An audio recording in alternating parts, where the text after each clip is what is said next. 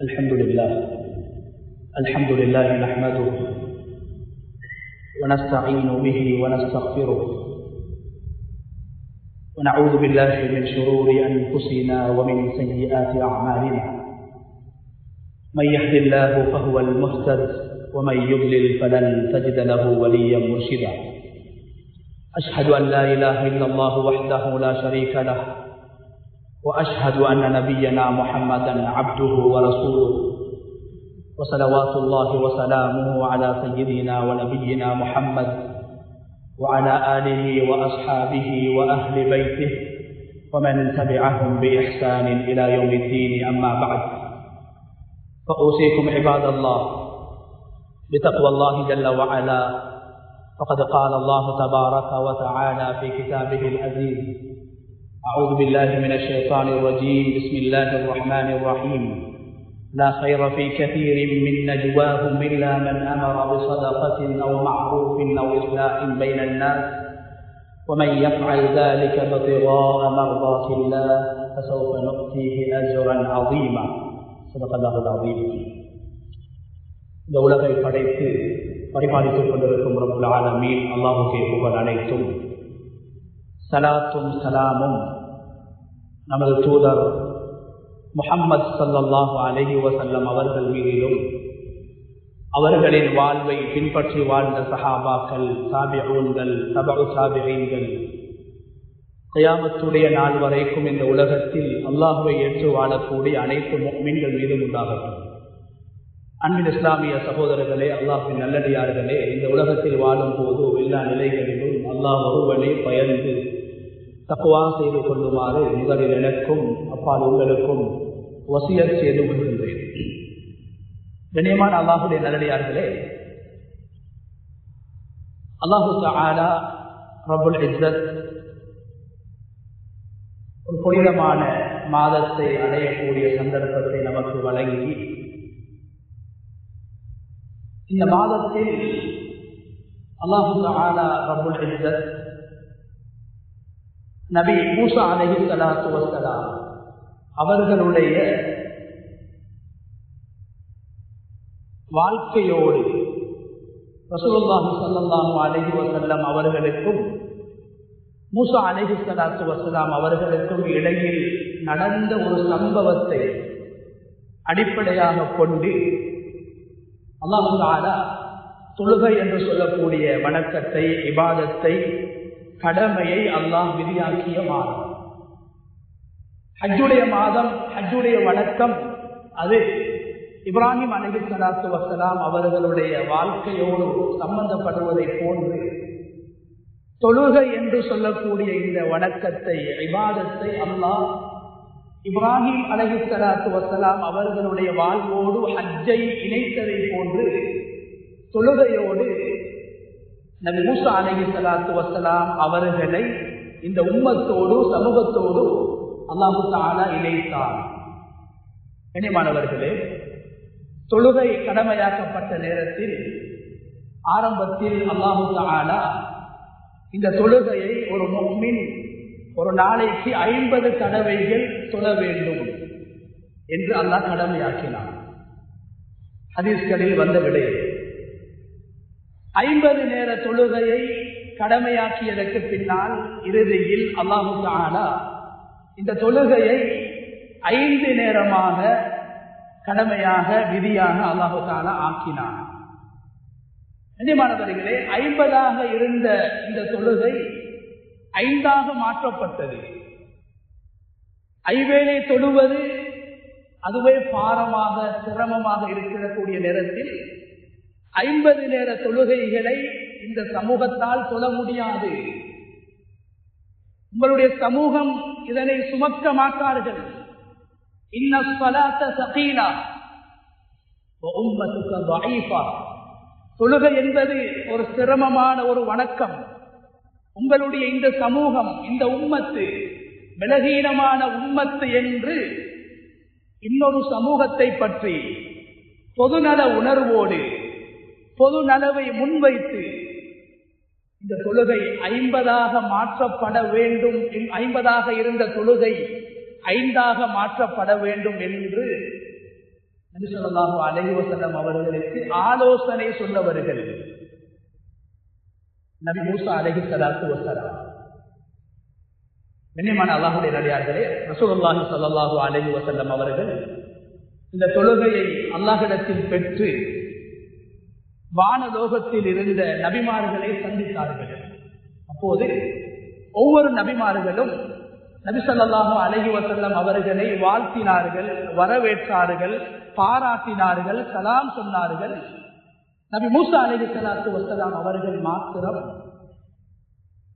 ரசூலுல்லாஹி ஸல்லல்லாஹு அலைஹி வஸல்லம் அவர்களை பார்த்து கேட்டார்கள், அல்லாஹ் தஆலா உங்களுக்கு உங்களுடைய உம்மத்துக்கு எத்துணை நேரம் தொழுமாறு கடமையாக்கி இருக்கிறார்?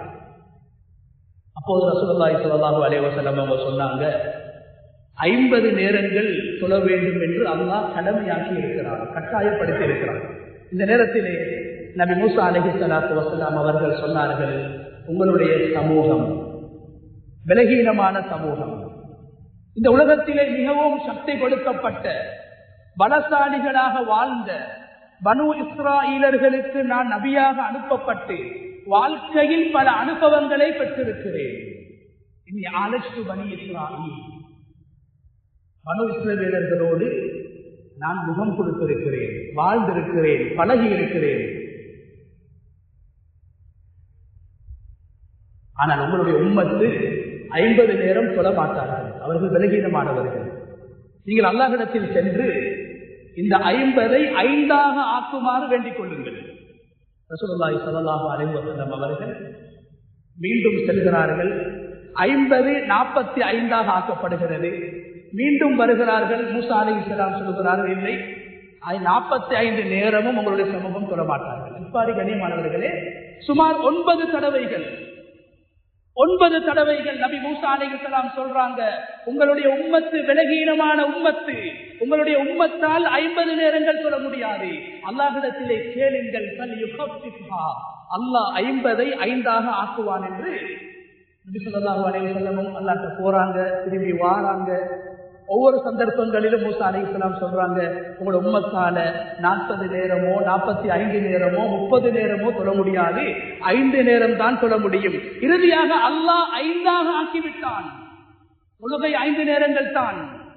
இறுதியாக வரும்போது கேட்கிறாங்க மூசா அலைஹிஸ்ஸலாம், அப்படி என்றால் முஹம்மதே ஸல்லல்லாஹு அலைஹி வஸல்லம் அவர்களே, உங்களோட உம்மத்துக்கு 5 நேரமும் தொழ முடியாது, சிரமப்படுவார்கள், பாரமாக கருதுவார்கள். ஸல்லல்லாஹு அலைஹி வஸல்லம் அவங்க சொன்னாங்க, இதற்கு பின்னால் அல்லாஹ்விடத்தில் சென்று 9 தடவைகள் அல்லாஹ்விடத்தில் கேட்டுவிட்டேன், அல்லாஹ் குறைத்து விட்டான். இதற்கு பின்னாலும் சென்று என்னால் கேட்க முடியாது, எனக்கு வெட்கமாக இருக்கிறது. கண்ணியமானவர்களே, இந்த சம்பவம் வெறுமனே தொழுகை விதியாக்கப்பட்டது அல்லது தொழுகையுடைய முக்கியத்துவம் அதை மாத்திரம் சொல்லக்கூடிய சம்பவம் அல்ல. கண்ணியமானவர்களே, இந்த உலகத்தில் அல்லாஹ் தஆலா 2 விதமான இபாதத்துக்களை வச்சிருக்கிறார், 2 விதமான வணக்கங்கள். ஒன்று, ஒரு மனிதன் செய்யக்கூடிய ஒரு வணக்கம், ஒரு இபாதத், அதன் மூலமாக அவருக்கு மாத்திரம் நன்மை கிடைக்கும்.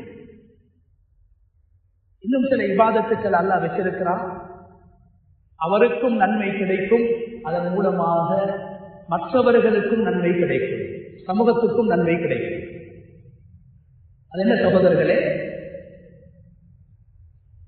நாம் உலகத்தில் வெறுமனே எங்களுடைய அமல்களை இபாதத்துக்களை சுயநலமாக ஆக்கிக் கொள்ளக்கூடாது. மூசா அலைஹிஸ்ஸலாத்தை குர்ஆன் வர்ணிக்குகிறது. பல சந்தர்ப்பங்களில் மூசா அலைஹிஸ்ஸலாத்து வஸ்ஸலாம் அவர்கள் சமூக நலனுக்காக, சமூகத்துடைய நலவுகளுக்காக உழைத்தவர்கள். 2 பேர்கள் சண்டை பிடிக்கிறார்கள். அந்த 2 பேர்களையும் மூசா அலைஹிஸ்ஸலாம் விளக்கினார்கள், சமாதானப்படுத்தினார்கள், ஒற்றுமையை ஏற்படுத்தினார்கள்.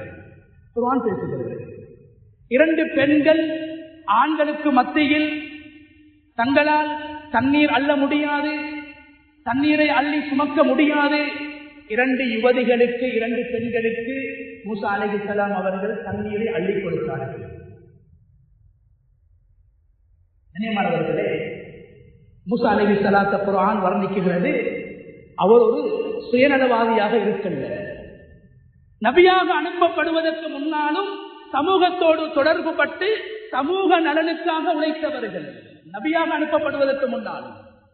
அதனால் தான் குர்ஆன் சொல்றது, உலகத்தில் ஒரு மனிதன் செய்யக்கூடிய அமல்கள், அந்த அமல்கள்ல தான் மாத்திரம் செய்து தான் மாத்திரம் நன்மைகளை பெறக்கூடிய அமல்களை விட பிறருக்கும் நன்மைகள் போய் சேரக்கூடிய அமல்கள், சமூகத்தில் நலவை உண்டாக்கக்கூடிய அமல்கள், சமூக நலனுக்கு காரணமாக இருக்கக்கூடிய அமல்கள் ஒரு மனிதன் சுயமாக செய்யக்கூடிய அமல்களை விட சிறந்தது சொன்னாங்க ஸல்லல்லாஹு அலைஹி வஸல்லம்.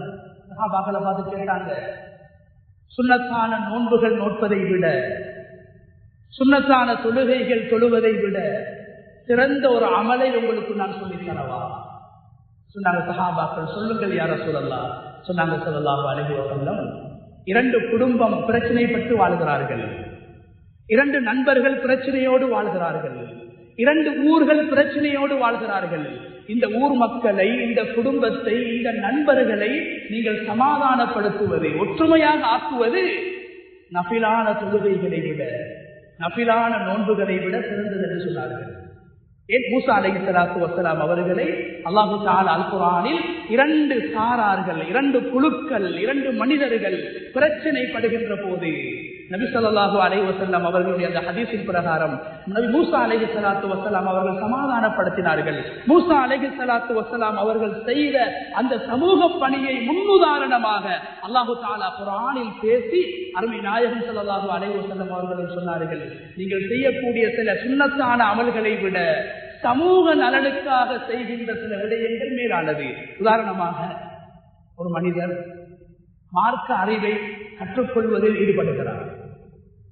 மார்க்க அறிவை கற்றுக்கொள்வதில் ஈடுபடுவது அவர் தொழுகின்ற நபிலான தொழுகைகளை விட மேலானது. ஏன்? மார்க்க அறிவை கற்றுக்கொள்வதன் மூலமாக அவருக்கும் பிரயோசனம், சமூகத்திற்கும் பிரயோசனம். அதனால் தான் ஸல்லல்லாஹு அலைஹி வஸல்லம் அவங்க சொன்னாங்க, கைருக்கும் மன் தஅல்லமல் குர்ஆன வ அல்லமா. உங்களில் சிறந்தவர்கள் யார் தெரியுமா? வெறுமனே குர்ஆனை படித்தவர்கள் அல்ல. வெறுமனே குர்ஆனை படித்தால் அவர்கள் ஓதுவார்கள், அவர்களுக்கு நன்மை கிடைக்கும் சொன்னாங்க. வ அல்லமஹு, அதை மற்றவர்களுக்கும் சொல்லிக் கொடுக்கக்கூடியது. அதனுடைய நன்மை சமூகத்துக்கு போய் சேருகிறது. ஒரு மனிதன் மெதுவாக குர்ஆன் ஓதுவாரே, அவர் மெதுவாக குர்ஆன் ஓதுவதை விட சத்தமாக ஓதுவது சிறந்தது. மற்றவர்களுக்கு இடைஞ்சல் இல்லைன்னா என்ன காரணம்? அவர் ஓதினால் அவருக்கு மாத்திரம் நன்மை, சத்தமாக ஓதினால் கேட்பவருக்கும் நன்மை. நன்மைகளிலும் சமூக நலன் பேணப்பட வேண்டும். மூசா அலைஹிஸ்ஸலாம் அவர்கள் பேணினார்கள். முஹம்மதே ஸல்லல்லாஹு அலைஹி வஸல்லம் அவர்களே, தொழுகையின் மூலமாக உங்களுடைய சமூகம் சிரமப்படுவார்கள். 50ஐ 5ஆக ஆக்கினார்கள். அதே மூசா அலைஹிஸ்ஸலாம் தான் கஷ்டப்படக்கூடிய பெண்களுக்கு, கஷ்டப்படக்கூடியவர்களுக்கு உதவி செய்தார்கள், சமூக பணிகளில் ஈடுபட்டார்கள் என்று குர்ஆன் பேசிக் கொண்டிருக்கிறது. கண்ணியமான அல்லாஹ்வுடைய நல்லடியார்களே, கண்ணியமான அல்லாஹ்வுடைய நல்லடியார்களே, எனவே நாம் செய்கின்ற அமல்கள் 2 வகை. குர்ஆன் பேசுகிறது, வல் அஸ்ர் இன்னல் இன்சான லஃபீ குஸ்ர். காலத்தின் மீது சத்தியமாக மனிதர்கள் நஷ்டத்தில் இருக்கிறார்கள். யாரை தவிர? இல்லல்லதீன ஆமனு வ அமிலுஸ் ஸாலிஹாத் வ தவாஸௌ பில் ஹக்கி வ தவாஸௌ பிஸ் ஸப்ர். 4 விடயங்களை அல்லாஹ் சொல்கிறார்.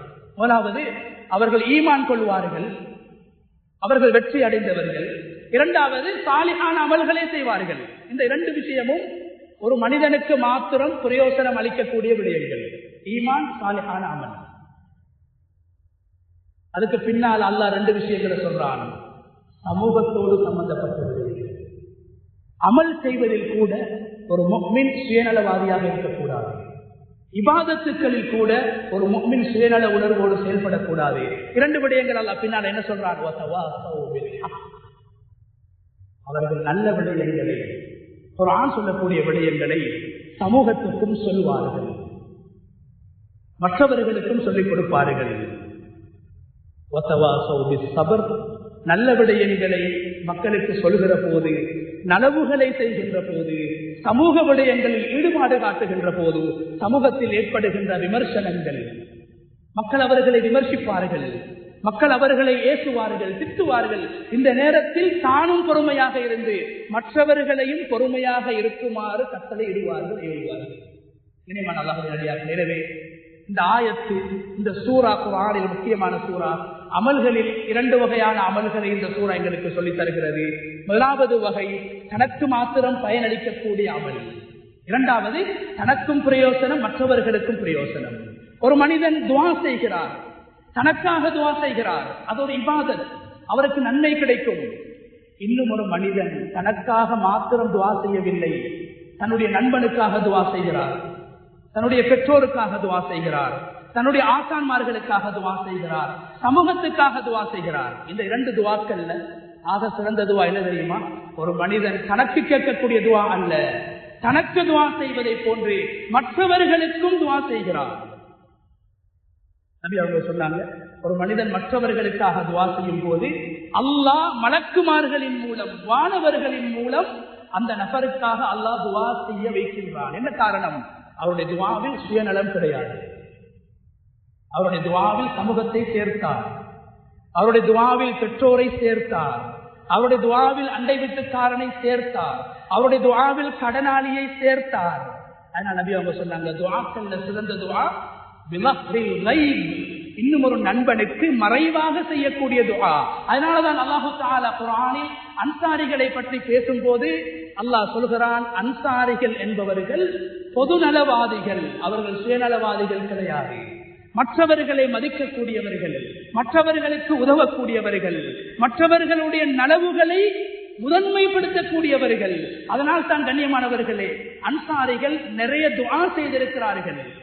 ஆனால் அல்லாஹ் குர்ஆனில் ஒரு துஆவை முன்மாதிரியாக, அன்சாரிகள் கேட்ட துஆக்களில் அல்லாஹ் ஒரு துஆவை தெரிவு செய்து அதை முன்மாதிரியாக குர்ஆனில் பேசுகிறான். அது என்ன துஆ?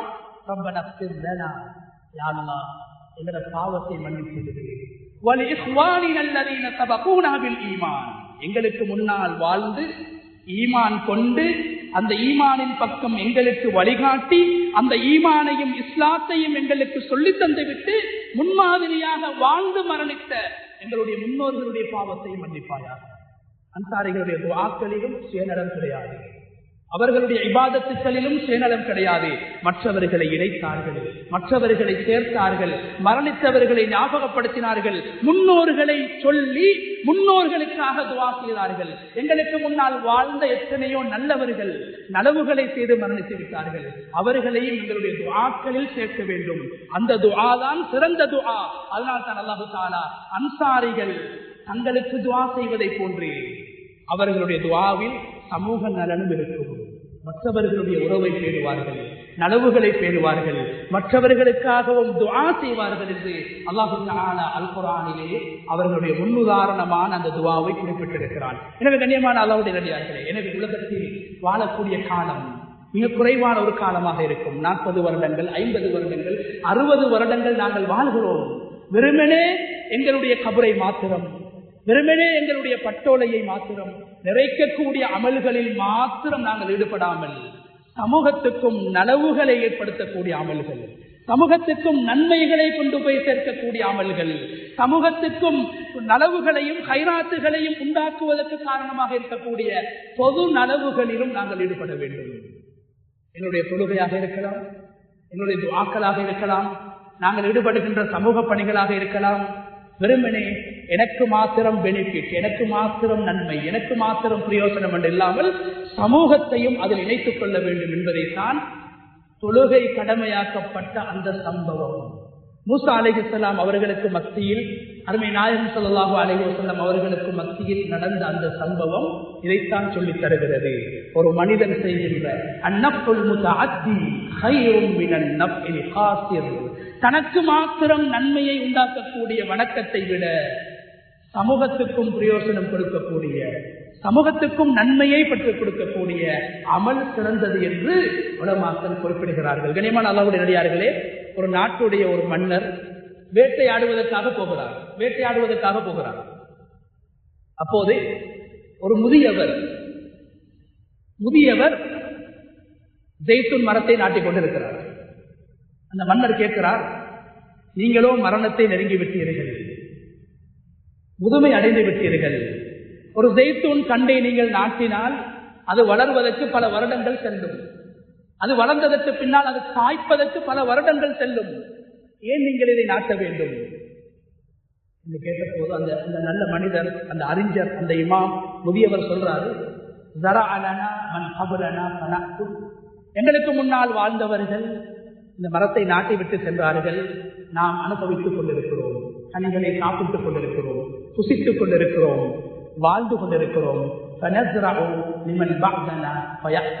எனவே நான் இந்த மரணிக்கக்கூடிய இந்த சந்தர்ப்பத்தில் இந்த மரத்தை நான் நாட்டுகிறேன், எங்களுக்கு பின்னால் வரக்கூடியவர்கள் அதை சாப்பிட வேண்டும் என்று. கண்ணியமானவர்களே, வெறுமனே அவர் இபாதத்தில் மாத்திரம் விடுபடவில்லை, மரணத்துக்கு பின்னால் எனது கபரை வெளிச்சமாக்க வேண்டும். சமூகம் செய்கின்ற நலவுகள், நான் நாட்டிய மரத்தின் மூலமாக பறவை சாப்பிடுகிறதா, மனிதர்கள் சாப்பிடுகிறார்களா, மிருகங்கள் சாப்பிடுகிறார்களா, அந்த நன்மை எனக்கு வந்து சேரும் என்று அவர் சுயநல உணர்வோடு மாத்திரம் செயல்படாமல் பொதுநல உணர்வோடு அந்த விடயத்தை செய்கிறார். எனவே கண்ணியமான அல்லாஹ்வுடைய நடிகார்களே, அல்லாஹு தஆலா ரப்பல் இஸ்ஸத் மூஸா அலைஹிஸ்ஸலாத்து வஸ்ஸலாம் அவர்களுடைய இந்த மிஅராஜுடைய, நபி ஸல்லல்லாஹு அலைஹி வஸல்லம் அவர்களுடைய இந்த மிஅராஜுடைய பயணத்தின் மூலமாக சமூகத்துக்கு அல்லாஹ் உணர்த்தக்கூடிய விடயம் என்ன தெரியுமா? வெறுமனே தனக்கு மாத்திரம் பயனளிக்கக்கூடிய சுயநலத்தின் அடிப்படையில் நாம் ஈடுபடக்கூடிய அமல்களை விடவும் சமூகத்துக்கு பயனளிக்கக்கூடிய, சமூக நலனுக்கு பயனளிக்கக்கூடிய, சமூகத்துடைய எழுச்சிக்கு பயனளிக்கக்கூடிய விடயங்களிலும் நாங்கள் ஈடுபாடு காட்ட வேண்டும் என்பதைத்தான் அந்த சம்பவமும் நான் முன்னால் ஓதி காட்டிய அந்த குர்ஆனுடைய வசனங்களும். உலகத்திலே எத்தனையோ பேர்கள் எத்தனையோ சபைகளில் இருந்து பேசிக் கொண்டிருக்கிறார்கள், உரையாடி கொண்டிருக்கிறார்கள். அல்லாஹ் சொல்றான், அவர்களுடைய சபைகளில் எந்த கயிறும் கிடையாது, 3 விடயங்கள் நடைபெற வேண்டும். அந்த சபைகளில் சங்கங்களின் மூலமாக 3 விடயங்கள் நடைபெற வேண்டும். ஒன்று, அவர்கள் சதக்கா கொடுப்பதை போன்று மற்றவர்களையும் சதக்கா கொடுப்பதற்கு தூண்ட வேண்டும். அவர்கள் நலவு செய்வதை போன்று மற்றவர்களையும் நலவின் பக்கம் அழைக்க வேண்டும். மூன்றாவது, உலகத்தில் ஏற்படுகின்ற பிரச்சனைகள், ஊருக்குள்ளால் ஏற்படுகின்ற பிரச்சனைகள், சமூகத்தில் ஏற்படக்கூடிய பிரச்சனைகளுக்கு அவர்கள் முன் நின்று தீர்வுகளை பெற்றுக் கொடுக்க வேண்டும், ஐக்கியத்தை உண்டாக்க வேண்டும். கண்ணியமானவர்களே, இந்த 3 அமலும் தன்னோடு மாத்திரம் சுருக்கப்பட்ட அமல்கள் கிடையாது, சமூகத்தோடு உம்மத்தோடு சம்பந்தப்பட்ட அமல். அதனால் தான் ஸல்லல்லாஹு அலைஹி வஸல்லம், உங்களில் சிறந்தவர்கள் யார் தெரியுமா? அன்ஃபஅஹும் லின்னாஸ், மக்களுக்கு பயனளிக்கக்கூடியவர்கள், மக்களுக்கு பிரயோசனம் அளிக்கக்கூடியவர்கள் என்று சொன்னார்கள். அந்த அடிப்படையில் வல்லநாயன் அல்லாஹு தஆலா இந்த உலகத்தில் நாம் எமது கபர், எமது மறுமை என்று எமது பட்டோலையை மாத்திரம் அழைக்கக்கூடிய அமல்களில் ஈடுபடுவதை போன்று சமூகத்தில் நலவுகளையும், சமூகத்தில் ஹைராத்துகளையும், சமூகத்தில் பரக்காத்துகளையும் உண்டு பண்ணக்கூடிய பொதுநல உணர்வின் அடிப்படையிலே உருவாகக்கூடிய, அதற்கு காரணமாக அமையக்கூடிய அமல்களுக்கும் நாங்கள் முக்கியத்துவம் கொடுப்போம். வல்லநாயன் அல்லாஹு தஆலா அப்படியான அமல்களை செய்து அல்லாஹ்வுடைய பொருத்தத்தையும் அடைந்து சமூகத்தில் எங்களுடைய மூத்துக்கு பின்னால் வாழக்கூடியவர்களுடைய துஆக்களையும் பொருத்தங்களையும் பெற்று எங்களுடைய கபரை வெளிச்சமாக ஆக்கக்கூடிய கூட்டத்தில் வல்லநாயன் அல்லாஹு தஆலா நம் அனைவரையும் சேர்த்தருள்வானாக. நம்முடைய பாவங்களை மன்னிப்பாயாக, நம்முடைய மாதா பிதாக்களுடைய பாவங்களை மன்னிப்பாயாக.